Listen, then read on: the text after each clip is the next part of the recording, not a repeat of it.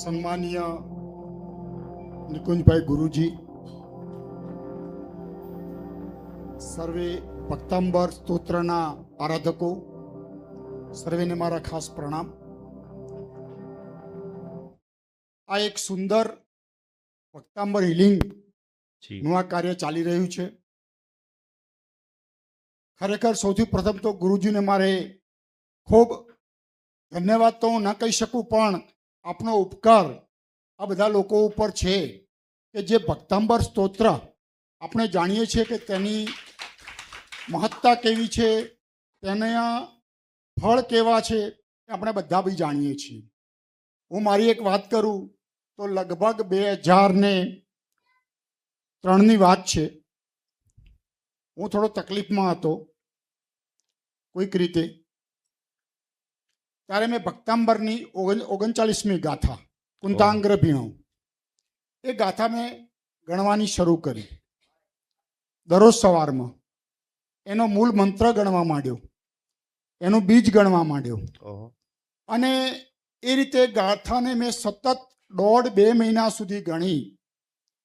ત્યારે જે મેં ગાથામાં કીધું છે કે જ્યારે ઘનઘોર વાદળોથી ઘેરાયેલું તમારું હોય, ક્યાંય તમને સૂરજના કિરણની કોઈ આશા ના હોય, એ સમયે અચાનક કોઈ કિનારી, ગોલ્ડન કિનારી તમને દેખાય અને જે આશા તમારામાં પ્રબળ બને, એ આ ગાથાનો હેતુ છે.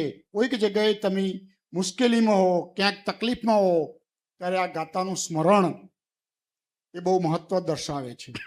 આજે 44 ગાથા જે ગુરુજી આપણે દરરોજ પઠણ કરાવે છે, એના તમને રહસ્યો સમજાવે છે, ત્યારે ખરેખર આ એક એવું સ્તોત્ર છે કે જે આપણા જીવનને પરિવર્તન કરી શકે છે અને ઘણું બધું આમાંથી મેળવી શકીએ છીએ. પ્રકાશભાઈ જ્યારે મારી ઓફિસે આવ્યા ત્યારે એમને સ્વાભાવિક વાત કરી, એટલે મેં તરત મારી ઓફિસમાંના ડ્રોવરમાંથી ભક્તાંબરની બુક નીકાળી અને મેં એમને કીધું કે દરરોજ હું બેસતા પહેલા ચિંતામણી સ્તોત્ર અને ભક્તાંબરની ગાથા આખી નથી ગણતો 44, પરંતુ એના દર્શન વંદન અવશ્ય દરરોજ કરું છું. ખરેખર મને ખૂબ આનંદ થયો કે અહીં આવવાનું મને સૌભાગ્ય મળ્યું. કોઈ મહાસંઘના પ્રમુખ તરીકે નહીં, એક સામાન્ય મહેન્દ્રભાઈ તરીકે જ હું અહીં આવ્યો છું. અને એ રીતે મારી ભાવના હતી. મેં પ્રકાશભાઈને લગભગ 10 દિવસથી કીધું હતું કે હું ચોક્કસથી આવીશ. કેટલો સમય જશે મને ખબર નથી. આવતીકાલે 15મી તારીખ જબરજસ્ત બધી જગ્યાએ ગુરુ ભગવંતોના ચાતુર્માસનો પ્રવેશ છે. સવારે 5:45 વાગે વિતરાગેશ્વરી મહારાજ સાહેબ સોલાની અંદર પ્રવેશ છે, ત્યાંથી શરૂઆત થશે. પણ બહુ જ ઈચ્છા હતી એટલે ખાસ આવ્યો છું. મહાસંઘ માટે વાત કરું તો એ શાસન રક્ષા અને તીર્થ રક્ષાના ખૂબ જ કામ કરી રહ્યું છે.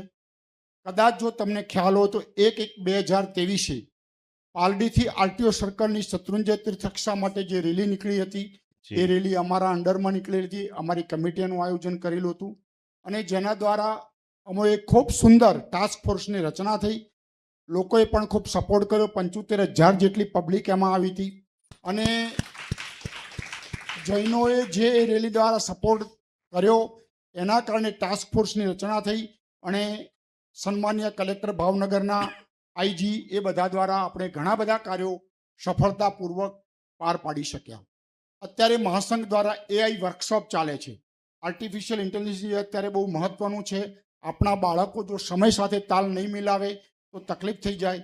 એટલા માટે મેં 1 મહિનાનો કોર્સ પાલડી અને મણિનગર ત્યાં શરૂ કર્યો છે, ફક્ત 500 રૂપિયામાં, કે જે 12 કોર્સ 10,000 થી 15,000 રૂપિયામાં થાય છે 1 મહિનાનો. અત્યારે ઓલરેડી એ ચાલુ છે. અમારે સાંજે 7 થી 8:30નો એ ટાઈમ હોય છે. આમ મહાસંઘ ઘણા વિવિધ પ્રકારના કાર્યો કરી રહ્યા છે. ટ્રસ્ટની અંદર કોઈ માનો કે કરવેરા આવે, ટ્રસ્ટની અંદર કોઈ ગૂંચવાણો આવે ત્યારે અમે નિર્મલા સીતારામનને પણ પત્રો લખીએ છીએ.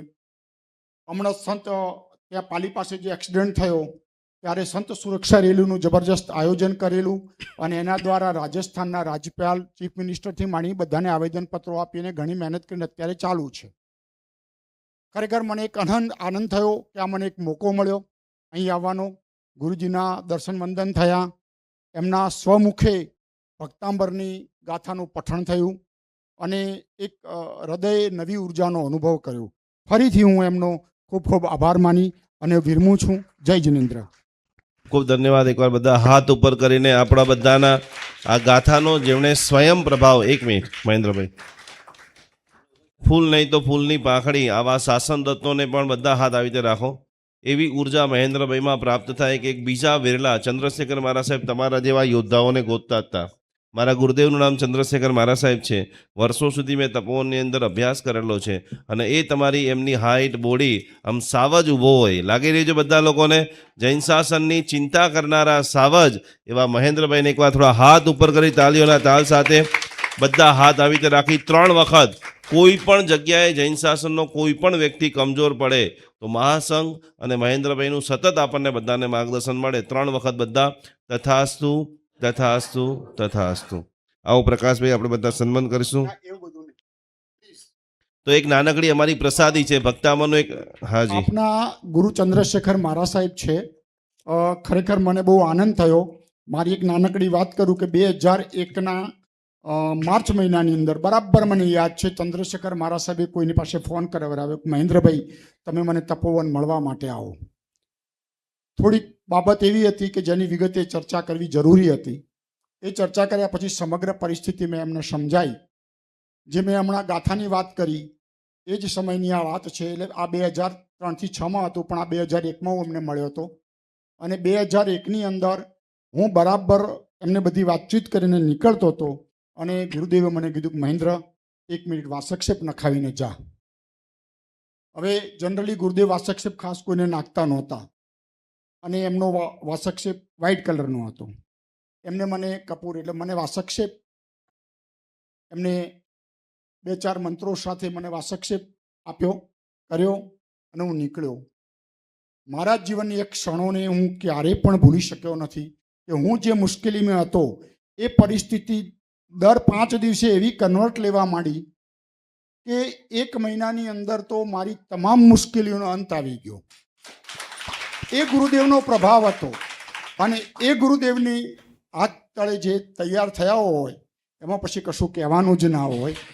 ખરેખર આપ સૌભાગ્યશાળી છો, ભાગ્યશાળી છો કે આવા ગુરુદેવ આપને મળ્યા. ખૂબ ખૂબ અનુમોદન અનુમોદન અનુમોદન. માળા રહેવા દો બસ. આ એક સુંદર મજાનું આ ભક્તાવાનું યંત્ર છે જે આપ રોજ જાપ કરો. બધા સાથે મળીને પહેલી ગાથા આપણે બોલીશું. ભક્તામરા પ્રણત મૌલિમણિ પ્રબાણ મુદ્યોદકં દલિત. સાથે મળી બધા સમ્યક પ્રણમ્ય જીન. બધા બોલો વાલંબનમ. બોલો જેને શાસન દેવકી.